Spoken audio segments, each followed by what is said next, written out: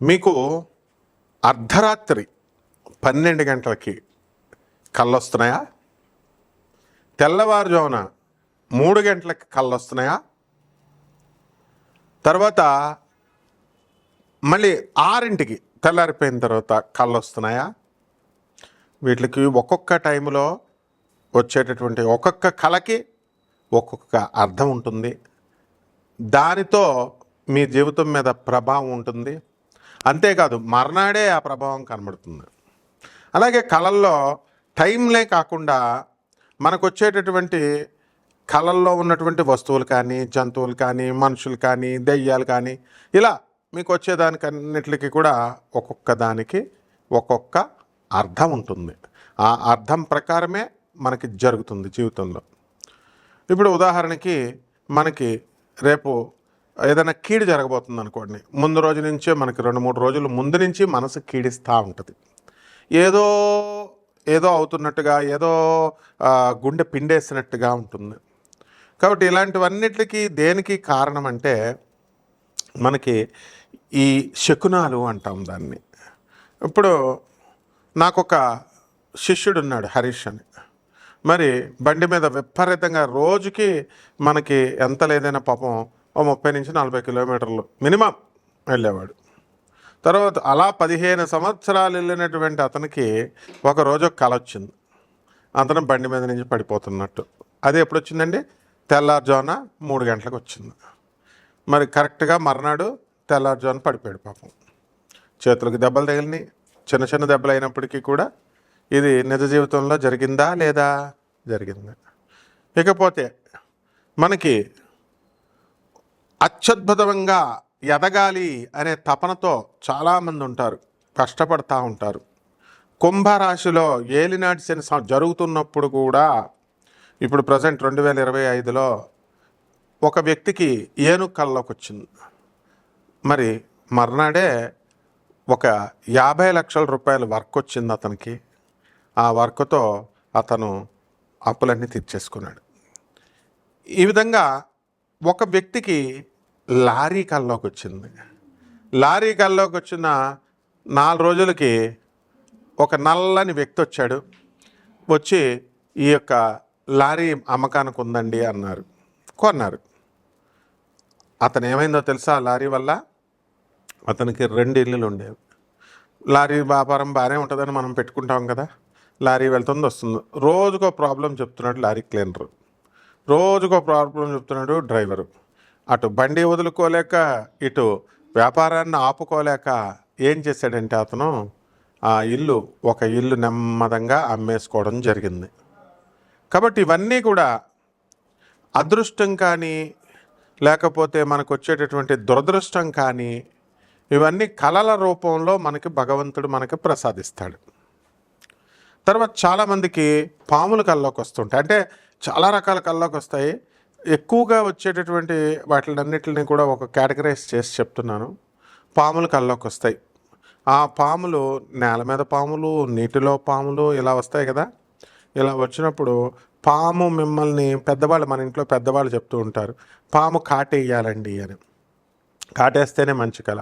లేకపోతే పాము అనేటటువంటిది గాలి, దెయ్యము అని చెప్తూ ఉంటారు. పాము వస్తే ఏమవుతుందో తెలుసా మీకు? చక్కగా ధనం రాబోతుంది. నాగదేవత పాము. అందువలన గాలి, దెయ్యం అని పెద్దలు పాపం మామూలుగా చెప్తూ ఉంటారు. అలా కాకుండా మనం ఈ జ్యోతిషపరంగా మనం కనుక తీసుకున్నట్లయితే మనకు కొన్ని అర్థాలు ప్రత్యేకంగా పాముల కళ్ళలోకి వచ్చినప్పుడు, మనకి చేపల కళ్ళలోకి వచ్చినప్పుడు, నీటి జంతువుల కళ్ళలోకి వచ్చినప్పుడు, కప్ప, నీరు ఉన్నటువంటివన్నీ కూడా మనకి పైకి తేలుతున్నట్టు కళ్ళలోకి వస్తున్నాయి అనుకోండి, మనం కష్టాల నుంచి బయటకు వచ్చేస్తున్నట్టు లెక్క. అదృష్టం మనల్ని వరించబోతోంది అని అర్థం. ఎక్కువగా సామాన్యంగా అందరికీ ఎవరి కళ్ళలోకి వస్తారు తెలుసా? యూత్ చదువుకునేటటువంటి పిల్లలకి మరి వాళ్ళకి పుస్తకాలు, పెన్నులు కళ్ళలోకి రావాలి. కానీ ఈ మధ్యకాలంలో వాట్సాప్లు, ఫోన్లు కళ్ళలోకి వస్తున్నాయి. ప్రేమల్లో పేకలోతుల్లో దిగిపోయినటువంటి వాళ్ళు ఉంటారు, వాళ్ళకి వాళ్ళ ప్రియురాళ్ళు కళ్ళలోకి వస్తారు. ఇది సహజం. ఇది కానీ ఈ ప్రియురాళ్ళు కళ్ళలోకి వస్తే త్వరలోనే మనకి మన జీవితం భస్మం అయిపోతుందని అర్థం అనమాట. త్వరలోనే మనకి కెరీర్ పరంగా మనం దెబ్బతింటాం. ఆ తర్వాత మన భవిష్యత్తు దెబ్బతినేటటువంటి ఛాన్స్ ఉంది అని. ఎందువల్లనండి బాబు ఇదేంటండి మాకు ఆలేకల్లోకి వస్తున్నారంటే, ఇప్పుడు డైరెక్ట్లీ ప్రపోర్షనల్ అని, ఇన్వర్స్లీ ప్రపోర్షనల్ అని మనం చెప్పుకుంటాం. అందువలన ఈ ఇన్వర్స్లీ ప్రపోర్షనాలిటీలోకి వచ్చేటటువంటి ఇదే ఈ యొక్క ప్రియులు ప్రియురాళ్ళు ఇదంతా కూడా. మీరు నిజం చెప్పండి, గుండెల మీద చేసుకుని ఎవరన్నా పెళ్ళి అయిన తర్వాత కానీ, లేదా పెళ్ళికి ముందు ప్రేమ వ్యవహారాలు ఇప్పుడు పెళ్లి చేసుకునేవాళ్ళు కొంతమందికే సక్సెస్ అవుతాయి అనుకోండి, వీళ్ళు ఎవరైనా బాగుపడిన వాళ్ళు ఉన్నారా? పెళ్ళి అయిన వాళ్ళు కూడా ఇప్పుడు కాపురాలు చేస్తున్నటువంటి వాళ్ళు కూడా ఏదో సమస్య చెప్తానే ఉంటారు. ఏదో అప్పుల బాధ అంటాడు, లేకపోతే భర్త ఇంకా సంపాదించట్లేదనో, లేకపోతే భర్త తాగుతున్నాడనో, రకరకాల సమస్యలు వస్తాయి. వీళ్ళందరికీ విచిత్రం ఏమిటని తెలుసా మీకు? అందరూ అసహించుకునేటటువంటి చాలామంది, ఇప్పుడు జనరేషన్ మారిందనుకోండి, కొంతమంది అసహించుకునే మందు బాటిల్ కల్లోకి వస్తే మనకి త్వరలో డబ్బు రాబోతుందని అర్థం. ఇన్వర్స్లీ ప్రపోర్షనాలిటీ సూత్రం అది. సో ఈ విధంగా మనకి బంధువులు కల్లోకి వస్తున్నారు, కళకళలాడుతూ పెళ్ళి అవుతున్నట్టు కల్లోకి వస్తారు. పెళ్ళి అవుతున్నట్టు వస్తే చనిపోయినట్టు రావాలి, పెళ్ళి వస్తున్నట్టు వస్తే మంచిది కాదు అని అంటారు. పెళ్లి కూతురు, కొత్త పెళ్లి కూతురు కల్లోకి రావాలి. నీకు నువ్వే కల్లోకి వచ్చావనుకోండి, అబ్బా అద్భుతం అనమాట అది. ఆ తర్వాత త్వరలో కుడికన్ను కొట్టుకోవడం అని ఉంటుంది మనకి. తెల్లవారుజామున కూడా మనకి కుడికన్ను కొట్టుకోవడం, ఇవన్నీ కూడా మనకు కొంతమందికి అనుభవంలోకి వస్తాయి. ఇలా చాలా రకాలు. మర్రి చెట్టు, రావి చెట్టు, తర్వాత ఈ ఉమ్మెత్తు చెట్టు, ఇవి కల్లోకి రావాలి. ఇవి కల్లోకి వచ్చినప్పుడు మనకి ధనము రాబోతోంది అని అర్థం. అలాగే ఆమదం చెట్టు, ఆమదం నూనె రాసుకుంటున్నట్టు కనుక కల్లోకి వస్తే త్వరలో మనకి జగడం, యుద్ధం జరగబోతోంది, శత్రునాశనం జరగబోతోంది అని అర్థం. గొడుగు కల్లోకి వచ్చిందనుకోండి, మన వంశీకులో మన దూరపు చుట్టాలు ఎవరో ఒకళ్ళు, మన దగ్గర బంధువులు పైకి వెళ్ళిపోతున్నారని అర్థం. ఇక చెప్పుల కల్లోకి వచ్చినాయి అనుకోండి, మనకి త్వరలో కష్టాలు పోతున్నాయి అని అర్థం. మనము బండరాయిని మనం కొడుతున్నట్టుగా కల్లోకి వచ్చింది అనుకోండి, త్వరలో డబ్బు రాబోతోంది అని అర్థం. క్లాస్ రూమ్ కల్లోకి వచ్చింది అనుకోండి, స్టూడెంట్స్కి వస్తుంది, ఎక్కువ జ్వరం వస్తుంది అనమాట. మర్నాడు ఇటువంటి స్టూడెంట్స్కి ఏమవుతుంది, క్లాస్ రూము, క్లాస్ టీచరు ఇలాంటి వాళ్ళు వస్తే జ్వరం వచ్చేస్తుంది మర్నాడు. కానీ వాళ్ళ యొక్క భవిష్యత్తు ఆ కాంపిటేటివ్ ఎగ్జామ్లో ఏదైతే రాస్తున్నారో అటువంటి వాళ్ళకందరికీ కూడా జాబ్ రాబోతోంది అని. కాబట్టి ఏరోప్లేన్ ఎక్కినట్టు కల్లోకి వస్తే చాలామంది పెద్దలు మనవాళ్ళు చెప్తారు ఇంక పైకి వెళ్ళిపోతున్నట్టే అని. కాదు, విదేశాలకు వెళ్ళిపోతున్నారు అని అర్థం. ట్రైన్ కల్లోకి వచ్చిందనుకోండి, మనకి త్వరలో మనం ఓ పొలం కొనబోతున్నాం అని అర్థం. ఏమిటయ్యా ఇవన్నీను అంటే, పూర్వీకులు సాంప్రదాయాలు ఉంటాయి, ఆచార వ్యవహారాలు అని కొన్ని ఉంటాయి అన్నమాట. పెద్దవాళ్ళు ఏది చెప్తే, మీ ఇంట్లో మీ అమ్మమ్మ, మీ తాతయ్య, మీ నాయనమ్మ, మీ తాతయ్య ఏది చెప్తే అది శాసనం. దీన్ని మించినటువంటి ఆచారము వ్యవహారమే ఏమీ ఉండదన్నమాట. కాబట్టి చాలామంది ఇటువంటి కళలు మనకు వచ్చినప్పుడు అందరూ కూడా ఏమండి గురుగారు రెమెడీస్ ఏంటండి అని అడుగుతూ ఉంటారు. రెమెడీస్ అనేటటువంటివి ఏం ఉండవండి. రెమెడీస్ చేసుకుంటే మీకు అలా అలవాటు చేస్తారనమాట. రెమెడీస్ చేసుకోవడం వల్ల వస్తుందని. ఉప్పు మిరియాలు తీసి అప్పుడు కళ లేచిన తర్వాత, పేడ కళలు వచ్చిన తర్వాత లేచి తలంటు స్నానం చేసి ఆ ఉప్పుని మిరియాలని భగవంతుడి దగ్గర పెట్టి దీపారాధన చేయడం ఒకటే రెమెడీ. ఇక మనము దాన ధర్మాలు చేసుకోవాలి, బాగా అనాథ పిల్లలకి దాన ధర్మాలు చేసుకోవాలి. తర్వాత ఈ యొక్క సాధువులకి దానం ధర్మాలు చేసుకోవాలి, వికలాంగులకి దాన ధర్మాలు చేసుకోవాలి, పేదవారికి దానం ధర్మాలు చేసుకోవాలి. మనిషి ఇవి తప్ప మిగతా అన్ని కార్యక్రమాలు చేస్తున్నాడు. షాపింగ్కి వెళ్తున్నాడు, కొంటున్నాడు, ఇవన్నీ కూడా కాదు. అందువలన మనం చేయాల్సింది ఏంటంటే చక్కగా ఇవి రెమెడీస్, ఇవి చక్కగా మీకు 12 రాశులపైన ఈ యొక్క కళల ప్రభావం ప్రకారం మనం ఈ జాతకం ఈ యొక్క సంవత్సరంలో ఎలా ఉంటుందో మనం తెలుసుకుందాం. కుంభరాశి, అబ్బా ఎంత ఇష్టమో నాకు కుంభరాశి అంటే. కుంభరాశి వాళ్ళు మొత్తం ఏలినాటిసిన సమయంలో కూడా ధైర్యంగా పోరాడుతున్నారండి. అది మనకు కావాల్సింది. అందులో పాపం శతభిష నక్షత్రం లేకంగా క్రికెట్ బ్యాట్, ఇప్పుడు 14 సంవత్సరాల కుర్రోడు ఎవరో వచ్చాడు, కోటుడే సెంచరీలు. ఆ సంవత్సరంలో సచిన్ టెండూల్కర్ అలా కొడుతున్నాడు, అలా కొడేస్తున్నారు ఇప్పుడు కుంభరాశి వాడు. వీళ్ళకి తరచూ పితృదేవతల కల్లోకి వస్తున్నారు. ఐశ్వర్యం, ఐశ్వర్యం, డబ్బులు ఇలా కనకదారాస్తవంలాగా మీ పితృదేవతలు మీకు పోసేస్తారు. వృత్తి వ్యాపారాలు ఉద్యోగ విషయాల్లో మీకు డబ్బు పుష్కలంగా వస్తుంది. అసలు పనిలేక ఏడుస్తుంటే ఏంటే బాబు నువ్వు పని వస్తుందా అంటావు అంటే వస్తుంది, డెఫినెట్గా వస్తుంది.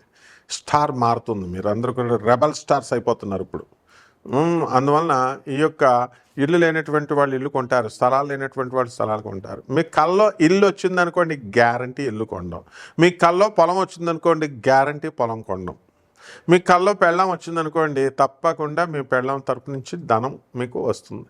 అందరికీ కూడా ఎవరి కల్లోకి వస్తారో తెలుసా? జనరల్గా చెప్పండి చూద్దాం.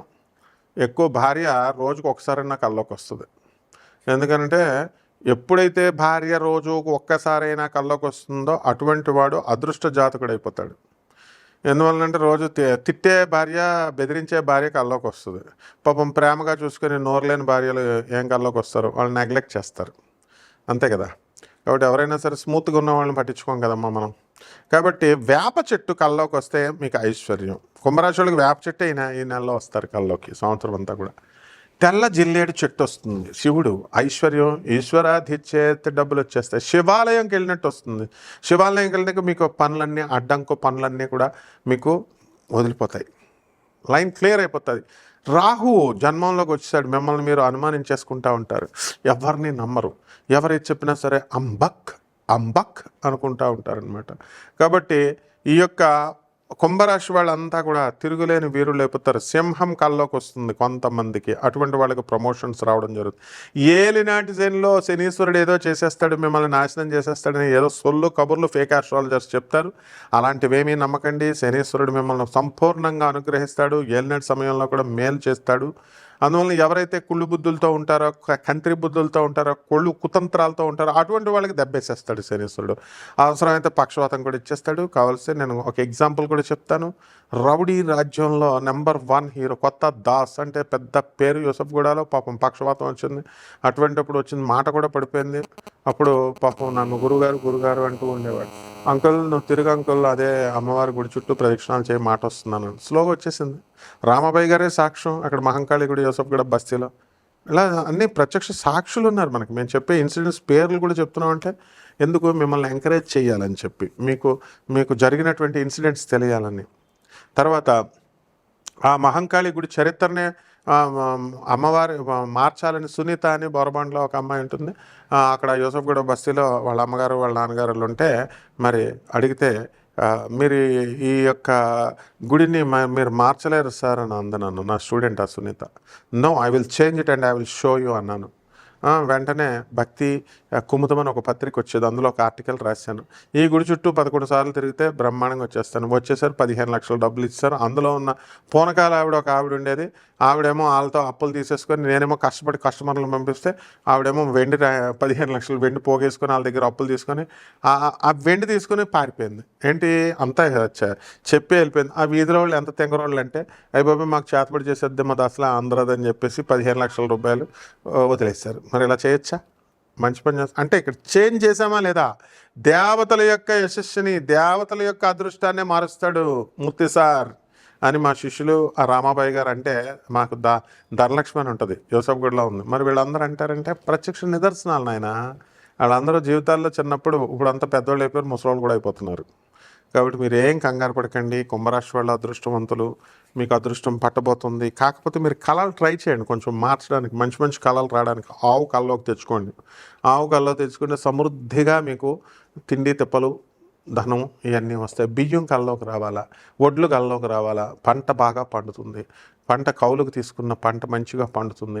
ఇంకెవరు చెప్పినా అనకూడదు. ఇది నా క్లాస్ రూమ్ కదమ్మా. ఒక స్కూల్లో చేరిన తర్వాత ఆ స్కూల్ చెప్పిన రూల్స్ ప్రకారం, సార్ నేను ఆ టీచర్ చెప్పింది నేను వింటానంటే తోలు తీసేస్తాం కదా, ఈ స్కూల్లో మార్క్స్ తగ్గించేస్తాం కదా.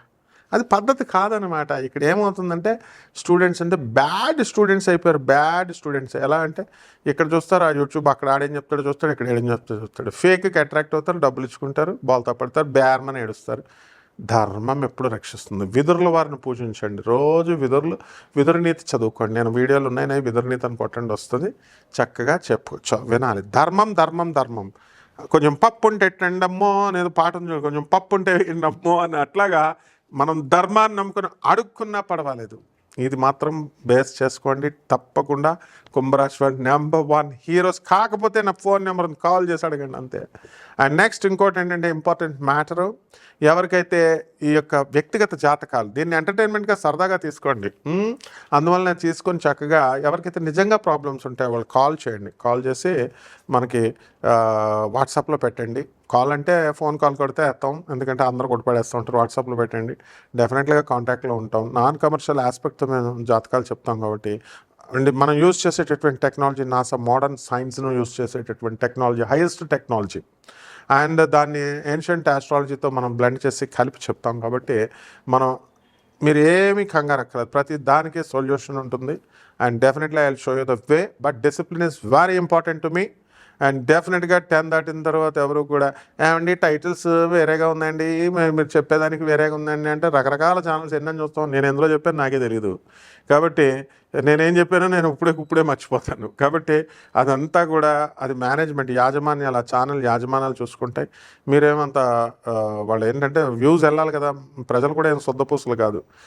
మీకు పోకిరి సినిమాలో చెప్తాడు చూడు ఆయన, రాముడు మంచి బాలుడు అంటే చూస్తారా, వాడు మర్డర్ చేసాడని కానీ టక్మని చూస్తారు. అందుకని వాళ్ళు అలా పెడతా ఉంటారు. దానివల్ల తప్పుగా పట్టుకోకండి, ఎంజాయ్ చేయండి.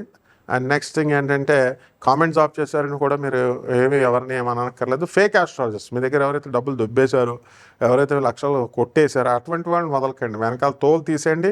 మీరు కల్లోకి రావాలా. మీకు అందరికీ జంతువులు, ఆ జంతువులు ఈ జంతువులు కల్లా కాదు, మేము పెద్ద దేవుడు పియ్యాలం, మేము పెద్ద బ్రహ్మలం, మేము జ్యోతిష్కులం, మేము చాలా గొప్పలం అనుకునే వాళ్ళకి కళ్ళు మూసుకుంటే మీరు కల్లోకి రావాలా. అలా చేయగలిగితే అలా చెప్పండి.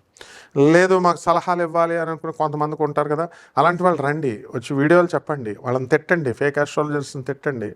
వాళ్ళ కేసులు వేస్తే వేయించుకోవాలి.